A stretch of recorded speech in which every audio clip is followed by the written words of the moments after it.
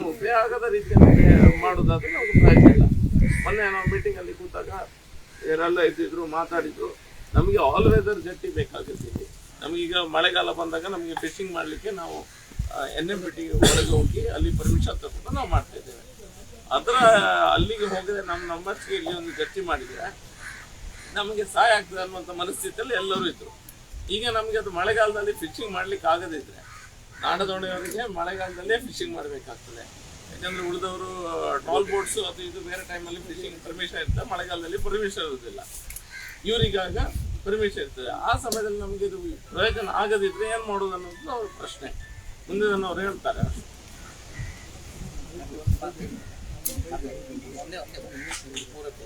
ಇದು ಆದ್ಮೇಲೆ full finish ಆದ್ಮೇಲೆ ಹ್ಯಾಂಡ್ ಓವರ್ ಕೊಡೋದು ನಮ್ಗೆ. ಇಲ್ಲಿ ಸಾಯುವವರು ನಾವು ಮತ್ತೆ ಮತ್ತೆ ಗೊತ್ತಿರಲಿ ನಾವು ಯಾಕೆ ಈಗ ಇಲ್ಲಿ ಇದು ಪ್ರಾಕ್ಟಿಕಲ್ ಆಗಿ ಹಲವಾರು ಯೂಸ್ ಆಗದಿದ್ರು ಪುನಃ ನಾವು ಅದನ್ನೇ ಅವಲಂಬಿತ ಮಾಡಬೇಕಾಗ್ತದೆ. ಅದರಿಂದ ಈ ಪರ್ಪಸ್ ಸರ್ವ್ ಆಗುತ್ತೆ. 100% ಆದರೆ ಮಾತ್ರ ಈ ಪರ್ಪಸ್ ಸರ್ವ್ ಆಗುತ್ತೆ. ಪುನಃ ನಾವು NMPTಗೆ ಬರ್ತೇವೆ. NMPT ಅವರ ಉದ್ದೇಶ ಏನಿದೆ, ಪರ್ಪಸ್ ನಮ್ಮ ಬೇರೆ ಯಾವುದೇ ಬೇರೆ ಒಳಗೆ ಬರಬಾರ್ದು. ಇದು ಪ್ರಾಕ್ಟಿಕಲ್ ಆಗಿ ಆಗದಿದ್ರೆ ನಾವು ದೋಣಿ ಕಟ್ಟಿದ್ದೀವಿ, ಇದು ನೀರು ಮಳಿಗೆ ಮಾಡಬೇಕು. ಇಲ್ಲ, ಎರಡು ರೀತಿಯಲ್ಲಿ ಒಂದು ಅನುಕೂಲತೆ, ನಿಮ್ಮ ಸೇಫ್ಟಿಗೆ. ಈಗ ಈ ಒಂದು ಗಟ್ಟಿ ಉದ್ದೇಶ ನಾಡ್ದು ಮೀನುಗಾರರು ಆವತ್ತಿನ ದಿನದಲ್ಲಿ ನಮ್ಮ ಹಿರಿಯರು ಏನು NMPT ಒಂದಿಗೆ ಒಂದು ಒಡಂಬಡಿಕೆಯಿಂದ ಮಾತುಕತೆ ನಮಗೆ ಈ ಒಂದು ಮಳೆಗಾಲದ ಸಂದರ್ಭದಲ್ಲಿ ಜೂನ್ ಜುಲೈ ಆಗಸ್ಟ್ನಲ್ಲಿ ಸಮುದ್ರ ಅಲೆಗಳು ಜಾಸ್ತಿ ಇರುವುದರಿಂದಾಗಿ ಏನು ಮೀನುಗಾರಿಕೆಗೆ ನಮಗೆ NMPT ಒಳಗಡೆಯಿಂದ ನಮಗೆ ಮೀನುಗಾರಿಕೆ ತರಲಿಕ್ಕೆ ಒಂದು ಅನುಕೂಲ ಮಾಡಿಕೊಡಬೇಕು. ನಂತರ ದಿನಗಳಲ್ಲಿ ನಮಗೆ ಒಂದು ಜಟ್ಟಿಯ ಒಂದು ಅವಶ್ಯಕತೆ ಇದ್ದ ಕಾರಣ ನಮಗೆ ಜಟ್ಟಿ ಒಂದು ಮಾಡಿಕೊಡಬೇಕಾದ ಒಂದು ವಿನಂತಿ ಇತ್ತು. ಆ ಒಡಂಬಡಿಕೆ ಮಾತುಕತೆಯಿಂದಾಗಿ ಇವತ್ತಿನ ದಿನಗಳಲ್ಲಿ ಜಟ್ಟಿಯ ಒಂದು ನಿರ್ಮಾಣ ಕಾಮಗಾರಿ ಒಂದು ಆಗ್ತಾ ಉಂಟು. ಈ ಕಾಮಗಾರಿ ಆಗ್ತಾ ಇರುವ ಸಂದರ್ಭದಲ್ಲಿ ಏಕಾಏಕಿ ಒಂದು 250 ಮೀಟರ್ಗೆ ಅದನ್ನು ಸೀಮಿತ ಮಾಡಿದ್ರು. ಇದನ್ನು ಮನಗಂಡ ನಾವು ಮಾನ್ಯ ಸಚಿವರಿಗೆ ಇದರ ಬಗ್ಗೆ ನಾವೊಂದು ಮನವಿ ಮಾಡಿದ್ವಿ. ಸಚಿವರು ನಾವು ಇದರ ಬಗ್ಗೆ ನಾವು ಮನವಿ ಮಾಡಿದ್ವಿ.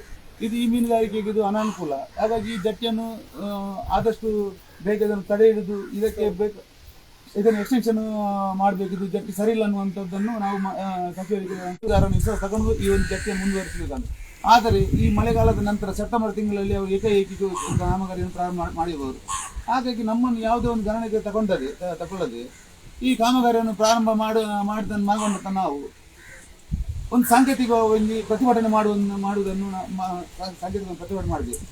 ಹಾಗಾಗಿ ಅದ ನಂತರ ನಮಗೆ ಶಾಸಕರು ಭರವಸೆ ಕೊಟ್ಟು ಮೀಟಿಂಗ್ ಚೇರ್ಮನ್ನೊಂದಿಗೆ MP ಮತ್ತು MLA ನಮ್ಮ ಮೀಟಿಂಗ್ ಮಾಡುವುದಾಗಿ ಒಂದು ಭರವಸೆ ಕೊಟ್ಟರು.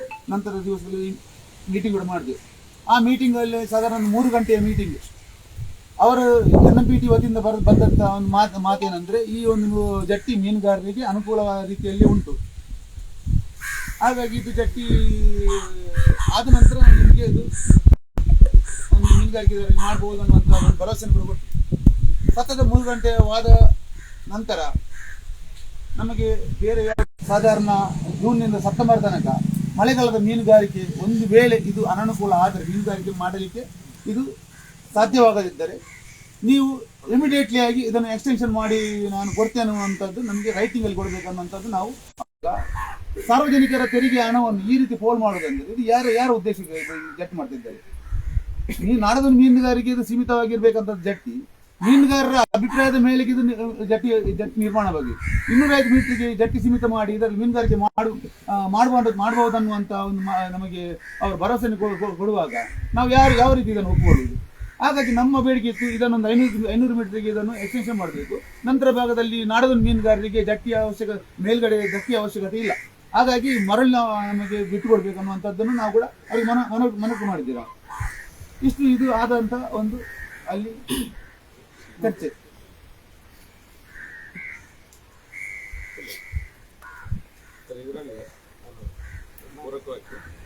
ಈಗ ಅವ್ರೇನು ಹೇಳಿದ್ರು ಆ ಮಾತುಕತೆ ಆಗುವಾಗ ಈಗ ಈ ಫೈನಲೈಸ್ ಆಗುವಾಗ ಯಾವುದು ಪ್ಲ್ಯಾನ್ ಫೈನಲೈಸ್ ಆಗುವಾಗ ಸ್ಟೇಟ್ ಗೌರ್ಮೆಂಟಿಂದ ನೋಡಿ ಪ್ಲ್ಯಾನ್ ಮಾಡಿದವರು ಪೂರ್ಣದಿಂದ ಒಂದು ಯಾವುದೋ ಒಂದು ಏಜೆನ್ಸಿ 15 ವರ್ಷದಿಂದ ಮಾಡಿ ಏನೋ ಪ್ಲಾನ್ ಮಾಡಿದ್ದಾರೆ.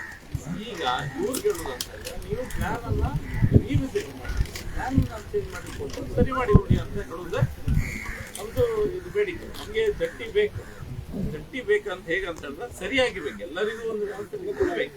ಈಗ ಪ್ಲಾನ್ ಚೇಂಜ್ ಮಾಡಬೇಕು. ಇವ್ರು ಹೇಳೋದು ಅದೇನು ಇಲ್ಲಿಂದ ಲೆಂತ್ ತಗೊಂಡಿದ್ದಾರೆ, ರೋಡಿಂದಾನೆ ಲೆಂತ್ ಬಂದಿದೆ, ಆ ಲೆಂತ್ ಸಾಕಾಗೋದಿಲ್ಲ ಅವ್ರಿಗೆ. ಅವ್ರು ಹೇಳೋದು ಇಲ್ಲ, ಅದು ಏನಾಗಿದೆ ಅಂತ ಹೇಳಿದ್ರೆ ಟ್ರಾಲ್ ಬೋಟ್ಸ್ ಅನ್ನು ಅವರು ಮನಸ್ಸಲ್ಲಿ ಇಟ್ಕೊಂಡು ಅದು ಪ್ಲಾನ್ ಮಾಡಿದಾಗ ಉಂಟು. ನನಗೆ ಈಗ ಯೋಚನೆ ಮಾಡುವ ರೀತಿಯಲ್ಲಿ ಅದಕ್ಕೆ ಸರಿಯಾಗುವ ರೀತಿಯಲ್ಲಿ ಇದೆ. ಹಾಗಾಗಿ ಅವರು ಆ ರೀತಿ ಆರ್ಗ್ಯುಮೆಂಟ್ ಅನ್ನು ಮಾಡ್ತಾ ಇದ್ದಾರೆ.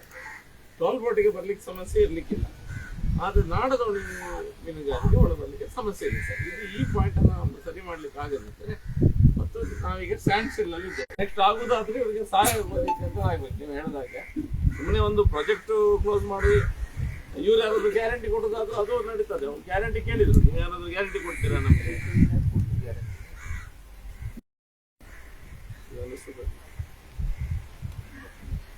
They're telling so if they can't use the jetty in the rainy season, the local boats with jetties, it's the jetties are no use to them. If they can't use it from April to September, there's a time we are dependent on NMPT. We use NMPT infrastructure for